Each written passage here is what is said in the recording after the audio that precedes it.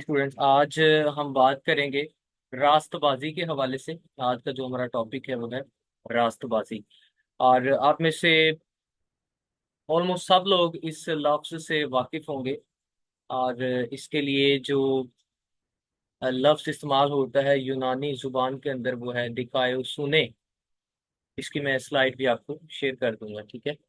और इसका मतलब है राइट स्टैंडिंग बिफोर गॉड।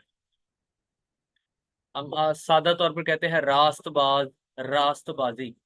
तो रास्त का जब उर्दू में हम कहते हैं तो बहुत सारे लोग इसको कहते हैं कि नेक को रास्तबाज कहते हैं। वो शख्स जो हुक्मों पर अमल करता है उसको रास्तबाज कहते हैं। आमतौर पर हमें यही सुनने को मिलता है कि जी वो जो नेक है या वो जो बहुत अच्छा है, वो जो हुक्मों पर अमल करता है वो रास्तबाज है।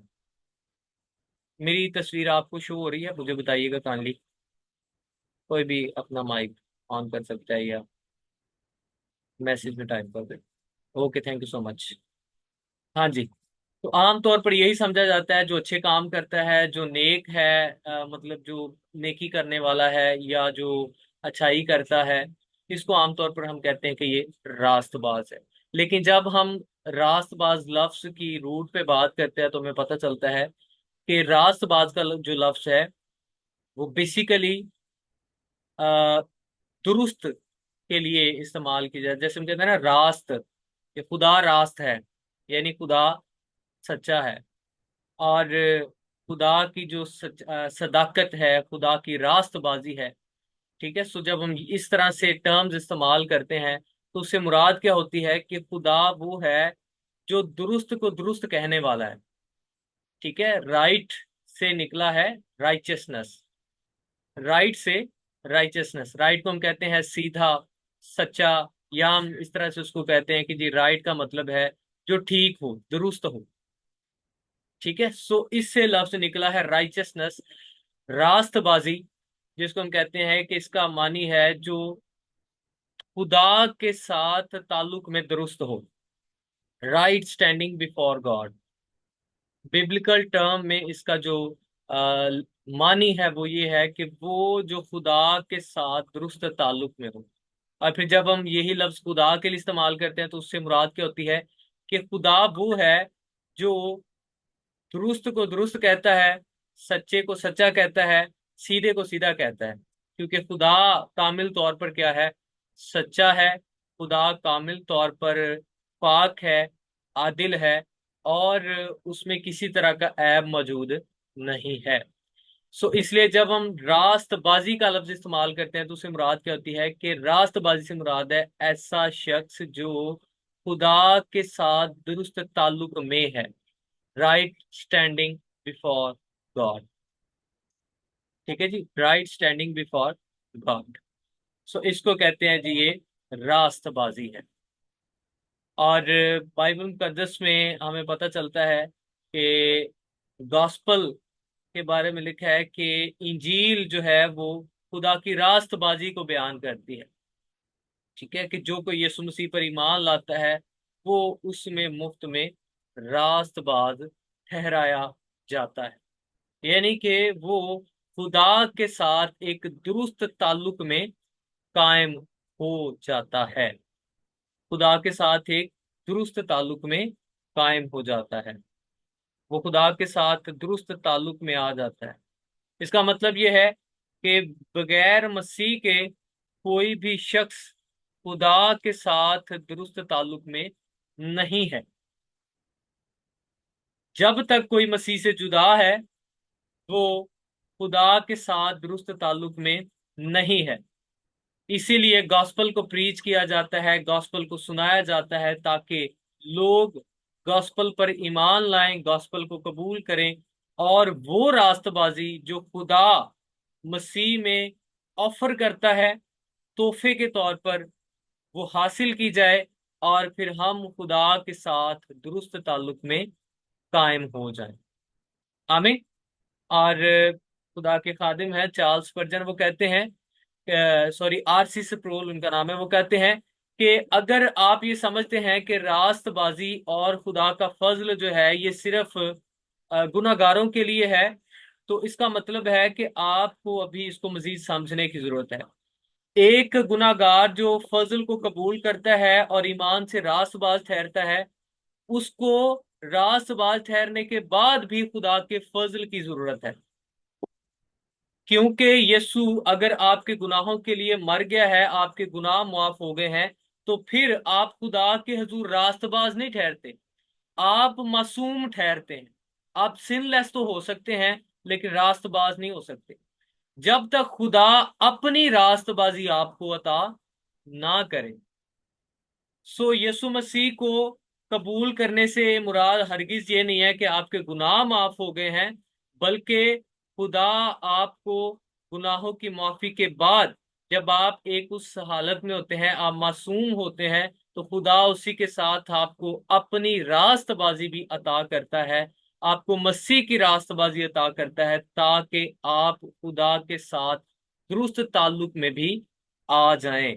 आपके पास वही रास्तबाजी हो जो मसीह की रास्तबाजी है। आमीन। सो बाइबल मुकद्दस के अंदर रास्तबाजी को एक बुनियादी तालीम के तौर पर पेश किया गया है। सो हम उसी के मुतालिक आज सीखेंगे। आपके पास बाइबल है तो आप मेरे साथ निकाल सकते हैं पैदाइश की किताब, उसका 15 बाब।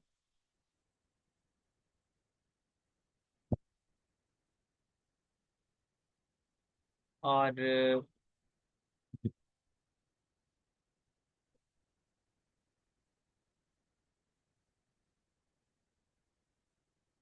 पैदाइश की किताब 15 बाब है।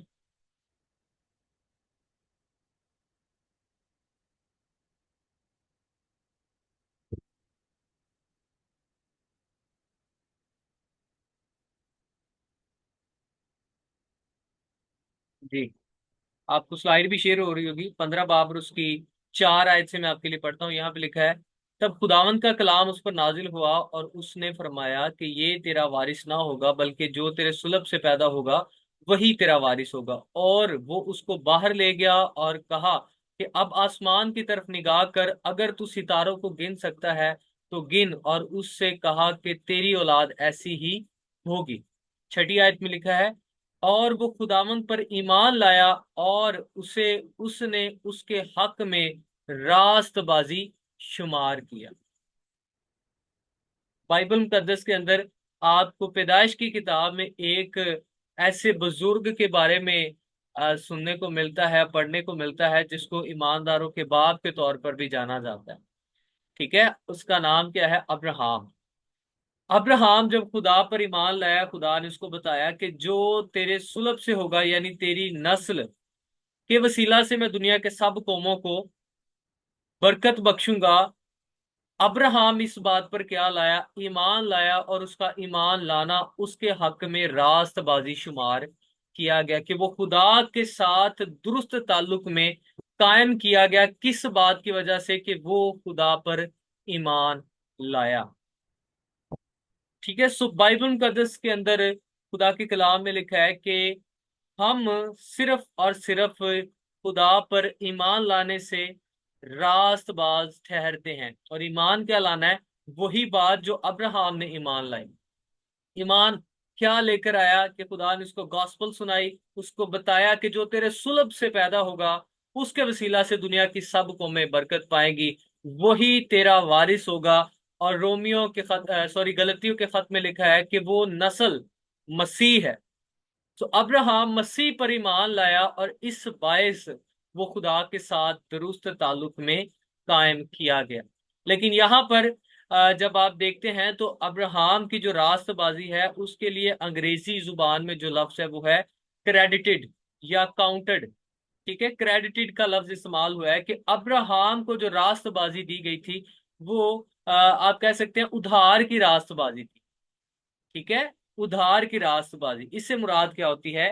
कि खुदा ने अब्राहम को मसीह की जिम्मेदारी पर मसीह की रास्तबाजी जो है वो अता की। ठीक है, अब्राहम के पास वो रास्तबाजी पहले कभी ना थी। इम्प्यूटेड या क्रेडिटेड का मतलब क्या है? ऐसी चीज जो आपके पास पहले कभी ना हो और वो आपके खाते में गिनी जाए, आपके खाते में शुमार की जाए। तो हक में रास्तबाजी शुमार किया जाना से मुराद है अब्राहम के खाते में उसको गिना गया, यानी वो चीज जो उसके पास पहले कभी ना थी और अब्राहम को ये उधार के तौर पर दी गई। जैसे आप जाते हैं दुकान पे और वहां से आप जो है वो सामान लेते हैं और आपका वहां पे खाता लगा हुआ है, ठीक है। तो आपको जो सामान दे दिया जाता है, लेकिन वो जो पेमेंट है वो आपके खाते में लिख दी जाती है कि जी इसने अदा करनी है। तो वो आपकी जिम्मेदारी पर की जाती है कि हाँ एक दिन ये क्या करेगा, इसको अदा करेगा। ठीक है, इसी तरह से अब्राहम के हक में जो रास्तबाजी शुमार की गई वो मसीह की जिम्मेदारी पर की गई कि मसीह एक दिन इसकी रास्तबाजी के लिए जो कीमत है वो क्या करेगा, अदा करेगा। और फिर इसको वो रास्तबाजी जो मसीह की रास्तबाजी है वो अब्दी तौर पर मिल जाएगी।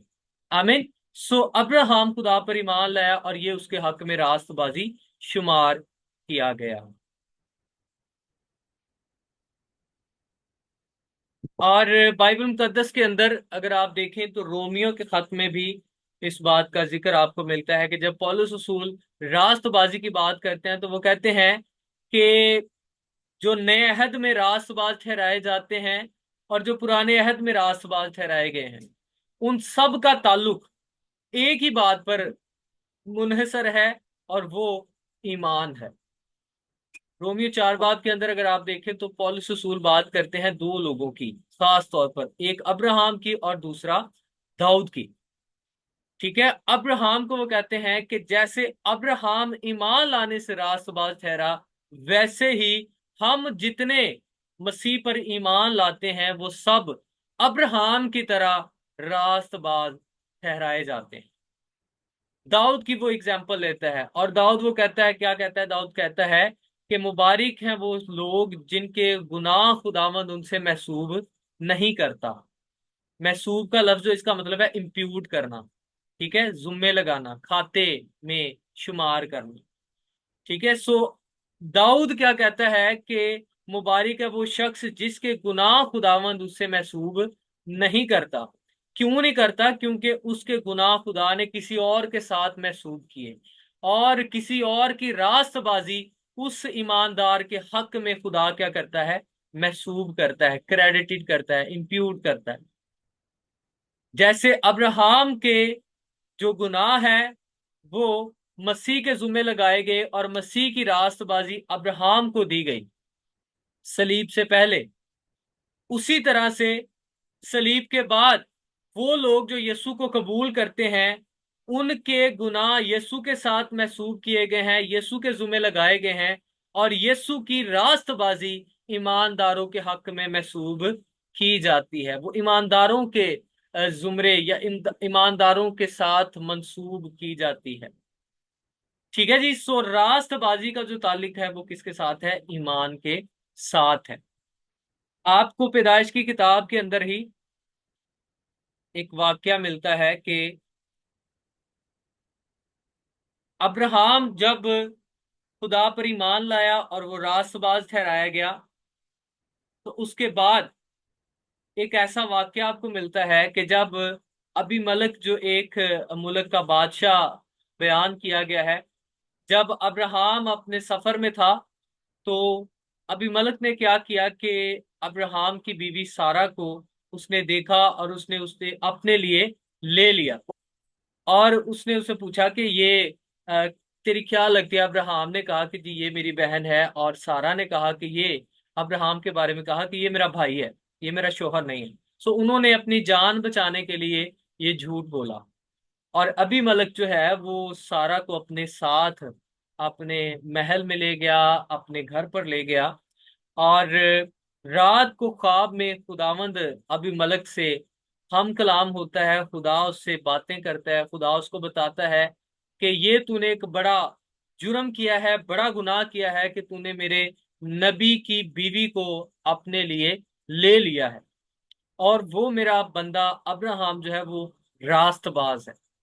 तो अबीमलक खुदावन से कहते हैं, खुदावन मैंने तो इसको बिल्कुल सादिक तौर पर लिया है, मैं इस बात में सच्चा हूं, मैंने गुनाह नहीं किया। इसने खुद कहा कि मैं अब्राहम की बीवी नहीं हूं बल्कि मैं उसकी बहन हूं। और अब्राहम ने भी यही कहा कि ये मेरी बीवी नहीं बल्कि मेरी बहन है। लेकिन खुदावन ने उस पर जाहिर किया कि नहीं, ये अब्राहम की बीवी है, मेरे बंदा अब्राहम की बीवी है, ये मेरे नबी की बीवी है जो रास्तबाज है। अगर तू इसे छुएगा तो तू इसके बायस और तेरी कौम जो है इसके बायस सजा पाएगी। और क्या हुआ कि अगले ही दिन उसने उठकर अब्राहम को बुलाया और उसने कहा कि तूने मेरे साथ ऐसा क्यों किया। अब्राहम ने कहा, मैं डर गया था इसलिए मैंने कहा कि ये मेरी बीवी नहीं।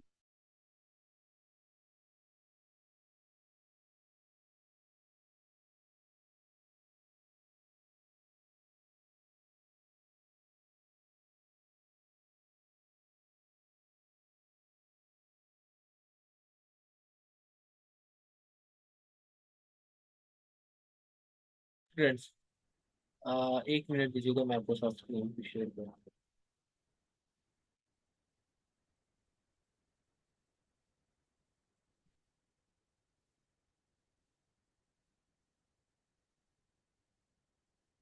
अच्छा जी। सो वहां पे लिखा है कि गलती जो थी वो किसकी थी? अब्राहम की थी, सारा की थी। गुनाह पर कौन थे? अब्राहम और सारा थे। लेकिन खुदा सजा किसको दे रहा है? अदालत किसकी कर रहा है? इंसाफ किसका कर रहा है? मुजरम किसको ठहरा रहा है? उसको जो कहता है कि मैं अपनी बातों में सच्चा और सादिक हूं, मैं अपनी बातों में रास्तबाज हूं। सो दो तरह की रास्तबाजी आपको नजर आती है, एक खुदा की रास्तबाजी और एक इंसान की रास्तबाजी, शख्सी रास्तबाजी। ठीक है, सेल्फ राइचियसनेस और गॉड्स राइचियसनेस। सो बाइबल मुकद्दस ये बताती है कि अब्राहम को जो रास्तबाज ठहराया गया था, उसके पास जो रास्तबाजी थी वो खुदा की रास्तबाजी।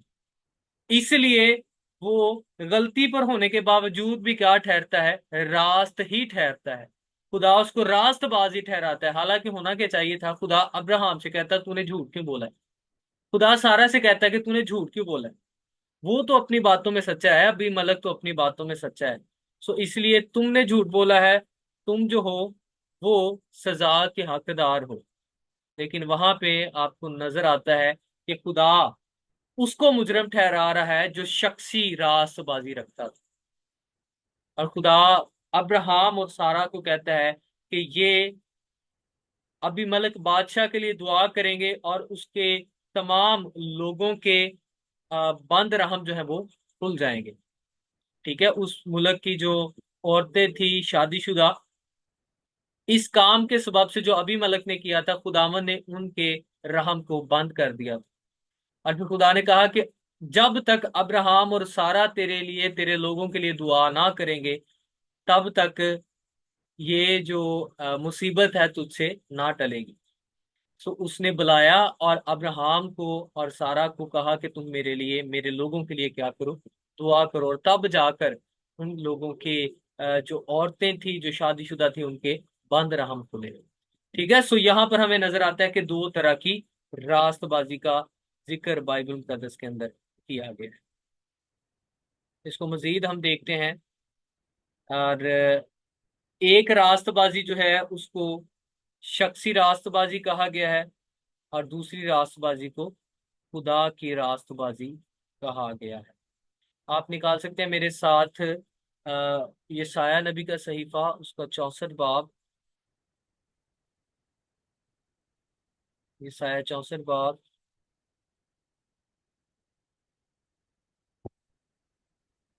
की आयत नंबर है।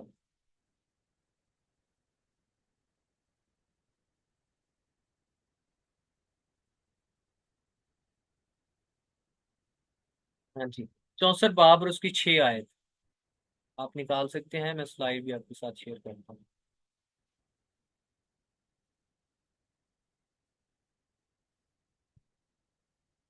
यशायाह 64 बाब उसकी 6 आयत के अंदर लिखा है,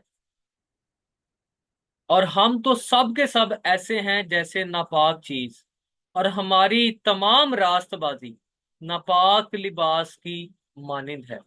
और हम सब पत्ते की तरह कुमला जाते हैं, और हमारी बदकिरदारी आंधी की मानिंद हमको उड़ा ले जाती है। तो यहाँ पर जो शख्सी रास्तबाजी है हमारी रास्तबाजी के काम है।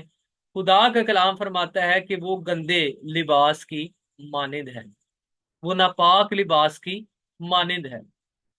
सो इसलिए इंसान को खुदा की रास्तबाजी की जरूरत है।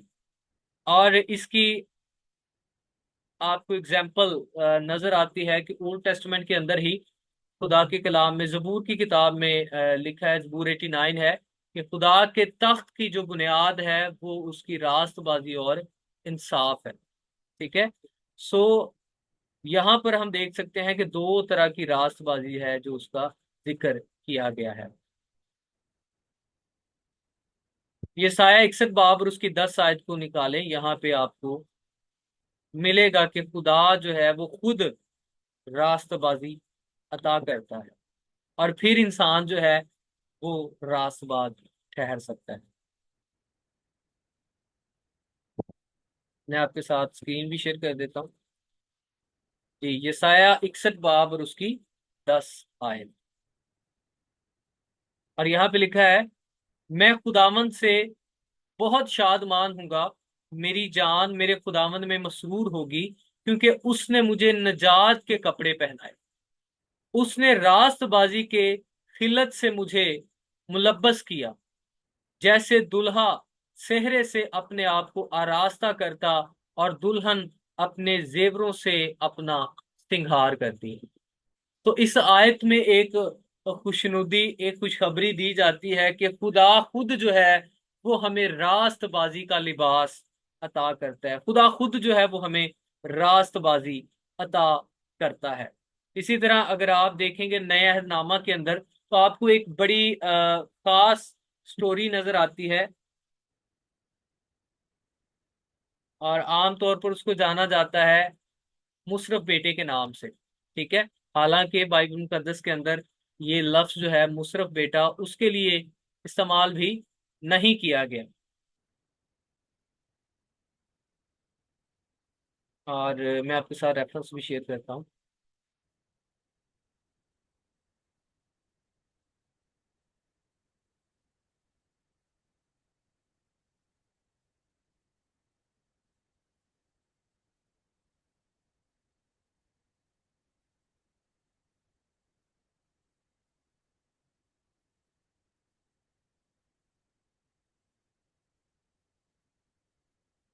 जी, लूका 15 बाब और उसकी 22 आयत। अब ये वो बेटा था जो अपने खानदान को, अपने बाप को छोड़कर उससे ला ताल्लुक हो चुका था। और जब वो सारे, आप स्टोरी को जानते हैं कि जब वो सारे हालात में से गुजर रहा था जो उसने पहले कभी नहीं देखे थे, तो जब उसको ख्याल आया कि चले मैं अपने बाप के घर में जाकर नौकरों की तरह रह लेता हूँ, और चले मुझे अच्छा खाना मिल जाएगा। वो इस नीयत से नहीं आ रहा है कि खुदा उसका बाप जो है उसको फिर से बेटे के तौर पर कबूल करेगा। ठीक है। वो इस नीयत से आ रहा है कि चले वहां पर मुझे नौकरों में भी रखा जाएगा तो कम से कम अच्छा खाना मिलेगा। अभी भी उसकी सोच क्या है कि मुझे अच्छा खाना मिल जाएगा। लेकिन जब वो वापस आया है तो बाप ने अपनी मोहब्बत में मजबूर होकर क्या किया है, उसको देखते ही उसकी तरफ दौड़ना शुरू कर दिया। और उस वक्त में कहा जाता है कि एक ऐसे बुजुर्ग शख्स का बाजार के अंदर जो है वो भागना जो है उसको कहा जाता था कि ये बेइज्जती के जुमरे में आता है। तो बाप क्यों भागा? ताकि इससे पहले कि लोग उस पर इल्जाम लगाएं कि इसको जो है निकाल दिया जाए, इसको खानदान से जो है वो अ, ला ताल्लुक कर दिया गया है, अब दोबारा ये इसमें शामिल नहीं हो सकता, ये हमारे साथ रह नहीं सकता। सो इन सारी बातों को देखते हुए बाप ने क्या अपनी मोहब्बत में मजबूर होकर उसकी तरफ दौड़ना शुरू किया। इन सारी बातों को एक साइड पर रख के कि लोग क्या कहेंगे, उसने ये देखा कि मेरा बेटा वापस आ रहा है, सो इसको मैं रिसीव करूं, ताकि इससे पहले कि कोई इस पर इल्जाम लगाए मैं इसको जाकर दोबारा से अपना बेटा जो है वो बना लूं। और फिर वहां पे लिखा है कि जब उसने अपने बेटे को रिसीव किया तो उसने जल्दी जल्दी से कहा कि जाओ और इसके लिए एक नया लिबास लेकर आओ। जब उसने बाप की मोहब्बत को देखा तो उसने कहा कि मैं तेरा और खुदा का क्या हुआ हूँ, गुनाहगार हुआ हूँ। तो बाप ने उसे कहा कि कोई बात नहीं, मेरा जो मोहब्बत है वो तेरे लिए अभी भी मौजूद है। तू मेरा वो बेटा है जो मर गया था, अब जिंदा हो गया। तो उसको एक नई जिंदगी वहां पे मिलती है। और लिखा है कि उसको एक शाही लिबास वहां पर दिया जाता है। और लिबास जो है बेसिकली वहां पर जाहिर करता है कि खुदा जो है वो किस तरह से उन लोगों को जो यीशु मसीह को कबूल करते हैं, खुदा उनको एक लिबास देता है जो शाही लिबास है, जो रास्तबाजी का लिबास है, और वो मसीह की रास्तबाजी का लिबास है जो हमें अता किया जाता है। सो ये एग्जाम्पल जो है ये उसकी तरफ इशारा करती है। फिर आप देखें मुकाशफा की किताब, उसका 7 बाब और 9 आयत, वहां पे लिखा है, इन बातों के बाद जो मैंने निगाह की तो क्या देखता हूं कि हर एक कौम और कबीला और उम्मत और अहले जुबान की एक ऐसी बड़ी भीड़ जिसे कोई शुमार नहीं कर सकता, सफेद जामे पहने और खजूर की डालियां अपने हाथों में लिए हुए तख्त और बर्रा के आगे खड़ी हैं। सफेद जामे जो दिए गए हैं वो उनको रास्तबाजी का लिबास बताया गया। खुदा के कलाम में इसको रास्तबाजी का ही लिबास जो है वो बयान किया गया।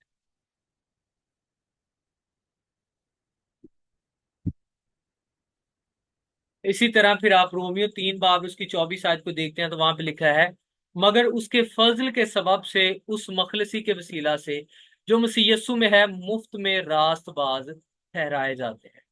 अब्राहम मसीह से 2000 साल पहले ही मान लाया और रास्तबाज ठहरा। हम मसीह के बाद 2000 साल बाद हैं, और हम क्या करते हैं? हम 2000 साल पहले सलीब पर निगाह करते हैं, ईमान लाते हैं, और हम यीशु मसीह के वसीला से रास्तबाज ठहरते हैं। अब्राहम में और हमारे दरमियान एक ही चीज कॉमन है। वो क्या है कि अब्राहम आगे 2000 साल देखता है और वो यीशु पर ईमान लाने से रास्तबाज ठहरता है, और उसकी रास्तबाजी पर मोहर सलीब के ऊपर की गई। जो उसको उधार की रास्तबाजी दी गई थी उसकी जो पूरी कीमत है, या उसकी जो आप कह सकते हैं कि सनद है, उसके मुस्तनद होना, उस पर मोहर किया जाना, उसकी अथेंटिसिटी जो है वो आपको सलीब पर नजर आती है कि जो रास्तबाजी अब्राहम को 2000 साल पहले दी गई थी वो उससे छीनी नहीं जा सकती, वो खो नहीं सकता, क्योंकि उसकी जो जमानत थी वो सलीब पर दी जा चुकी है, वो मुकम्मल तौर पर उसकी कीमत अदा की जा चुकी है। इसी तरह से हम मसीह से 2000 साल बाद हैं। हम सलीब के 2000 साल बाद उसके सलीब पर मुकम्मल शुदा काम पर ईमान लाते हैं, और हम भी अब्राहम की तरह रास्तबाज ठहरते हैं। लेकिन हमारे पास उधारी रास्तबाजी नहीं है, बल्कि कामिल और मुकम्मल रास्तबाजी है। और ये ऐसी रास्तबाजी है जो हमसे कोई भी छीन नहीं सकता। ये हमारा खुदा के साथ ताल्लुक मसीह के वसीला से दुरुस्त हुआ है। अब मसीह के वसीला से ये ताल्लुक हमेशा के लिए कायम किया जा चुका है, और दुनिया की कोई भी ताकत हमें मसीह से, खुदा से जुदा नहीं कर सकती। ठीक है जी। सो बाइबल मुकद्दस के अंदर वो तमाम बातें जिनका ताल्लुक रास्तबाजी के साथ है, खुदा का कलाम फरमाता है कि वो जो इंसान खुद से अपने कामों से खुदा के साथ दुरुस्त ताल्लुक में नहीं आ सकता था, खुदा ने अपने फजल से, अपनी मोहब्बत में, अपने बेटे की सूरत में उसको जाहिर किया। और ओल्ड टेस्टामेंट के अंदर भी आप जितने लोगों को देखते हैं, आप अगर बात करते हैं हाबल की, आप बात करते हैं हनूक की, आप बात करते हैं नूह की, और उसके बाद on so on old testament के अंदर वो लोग जो शरीयत के मातहत थे, वो सब के सब भी यीशु पर ईमान लाने से, यानी मसीह पर ईमान लाने से रासबाज ठहराए गए हैं। कैसे? आप कह सकते हैं अच्छा जी मसीह तो जो है वो 2000 साल पहले आए हैं, तो हाबल कैसे यीशु पर ईमान लाया, मसीह पर ईमान लाया? बाकी सब लोग तो यीशु से पहले थे, मसीह से पहले थे, वो कैसे आप कह सकते हैं कि जी ईमान से रासबाज ठहरे हैं? बाइबल मुकद्दस बताती है कि खुदा ने जैसे आदम को एक मुकाशफा दिया मसीह की कुर्बानी का, उसी तरह से मुख्तलिफ तरह से, मुख्तलिफ तरीकों से, मुख्तलिफ जराए से उनको किसी ना किसी तरह से मसीह की खुशखबरी पहुंचाई, और वो उस पर ईमान लाने से ही रास्तबाज ठहराए गए हैं। और इसी तरह उनको रास्तबाजी का लिबास दिया गया। वैसे ही हम भी मसीह यीशु पर ईमान लाते हैं और ईमान से रास्तबाज ठहरते हैं, और खुदा हमें भी एक रास्तबाजी का लिबास अता करता है ताकि हम मसीह के साथ अबदी तौर पर बादशाही करें, हम मसीह के साथ अबदी रास्तबाजी में कायम किए जाएं, ताकि कोई भी चीज, कोई भी बात हमें मसीह से, खुदा से जुदा ना कर सके। सो हमारी जो रास्तबाजी है, जब ये कहते हैं कि ये मैं मसीह में रास्तबाज हूं, तो असल में ये रास्तबाजी मेरी या आपकी नहीं है, बल्कि ये रास्तबाजी उसकी है जो हमारी खातिर सलीब पर जामिन बना और हमें मसीह की रास्तबाजी अता की। आप देख सकते हैं दूसरा करंथियों 5 बाब उसकी 19 आयत, उसमें लिखा है कि वो जो गुनाह से नावाकिफ था, गुनाह बन गया ताकि हम उसमें होकर खुदा की रास्तबाजी हो जाएं। सो हमें वो दिया गया जो हमारे पास पहले कभी ना था, और मसीह को भी वो दिया गया जो उसके पास भी पहले कभी ना था। मसीह जो गुनाह से मुबर्रा था, उसकी जात में, उसकी जिंदगी में गुनाह नहीं था, लेकिन दुनिया का गुनाह उससे महसूब कर दिया गया, उसके जुम्मे लगा दिया गया, ताकि जो उसके पास है वो हमें अता किया जा सके, वो हमें दिया जा सके। हमारे पास पहले कभी रास्तबाजी ना थी, हम खुदा के साथ दुरुस्त ताल्लुक में नहीं थे, हमें खुदा ने वो दिया जो मसीह के पास था, ताकि हम, हमारे पास खुदा की रास्तबाजी हो, मसीह की रास्तबाजी हो, और हम अबदी तौर पर खुदा के साथ दुरुस्त ताल्लुक में कायम किए जा सके। आमीन। बाइबल मुकद्दस के अंदर बहुत सारे लोग कहते हैं कि जी अच्छा देखें जी, अनाजील के अंदर आपको एक हवाला मिलता है जिसमें यीशु मसीह कहते हैं, अगर तुम्हारी रास्तबाजी फकीरों और फरीसियों की रास्तबाजी से बढ़कर ना होगी, तो तुम खुदा की बादशाही के वारिस ना होगे। ठीक है, तो इसका सादा सा जवाब यह है कि फकीयों फरीसियों की रास्तबाजी इंसानी रास्तबाजी को जाहिर करती है, जो शरीयत के मुताबिक इनकम्प्लीट है। लेकिन हमारे पास जो रास्तबाजी है वो खुदा की रास्तबाजी है, वो मसीह की रास्तबाजी है। और खुदा की रास्तबाजी यकीनन फकीयों और फरीसियों की रास्तबाजी से कहीं ज्यादा आला और अफसल है, और वही असल में हकीकी रास्तबाजी है। इसलिए जब ये कहते हैं कि हमारे पास मसीह की रास्तबाजी है, तो ये खुदा की रास्तबाजी है। इसलिए हम जरूर ही अबदी जिंदगी के वारिस हैं, हम जरूर ही खुदा की बादशाही में जाएंगे, हम जरूर ही मसीह के साथ बादशाही करेंगे। आमीन। सो बादशाही का ताल्लुक रास्तबाजी से है, और रास्तबाजी का ताल्लुक मसीह से है, और हमारे पास जो रास्तबाजी है वो मसीह की अता करदा रास्तबाजी है। और खुदा जब भी हमें देखता है तो वो हमें मसीह के रास्तबाजी के लिबास में मुलब्बस देखता है। और जैसे अब्राहम, उससे गलती हुई तो खुदा ने उसको उसकी सजा नहीं दी, बल्कि जो रास्त नहीं था, जो रास्तबाज नहीं था, जिसके पास खुदा की रास्तबाज नहीं थी, खुदा ने उसको मुजरम ठहराया। मेरे और आपके पास जब यीशु को कबूल करते हैं तो खुदा की रास्तबाजी होती है, और खुदा हमें रास्तबाज ठहराता है। लिखा है रोमियो के खत में, जिसे खुदा रास्तबाज ठहराता है उसे कौन मुजरम ठहरा सकता है। तो जब मुझे और आपको मसीह की रास्तबाजी के लिबास में मुलब्बस किया गया, मुझे और आपको मसीह की रास्तबाजी अता की गई जो खुदा की रास्तबाजी है, तो इसका मतलब है हम अबदी तौर पर खुदा के साथ दुरुस्त ताल्लुक में कायम किए गए हैं। अब हमारी हैसियत खुदा के हजूर दुरुस्त ताल्लुक में है, हम खुदा के हजूर मकबूल हैं, उसके फर्जंद हैं, और खुदा के खानदान में शुमार किए, हम बादशाह, हम काहिन के तौर पर खुदा के हजूर है, ना कि एक मुजरम के तौर पर, ना कि एक ऐसे शख्स के तौर पर जिसका ताल्लुक खुदा से टूटा हुआ। So this is good news, यही खुशखबरी है, यही खुदा का फजल है। ओल्ड टेस्टमेंट हो चाहे न्यू टेस्टमेंट हो, अगर कोई रास्तबाज ठहराया गया, खुदा के साथ दुरुस्त ताल्लुक में आया है, तो वो सिर्फ और सिर्फ ईमान से आया है। और ईमान किस पर है?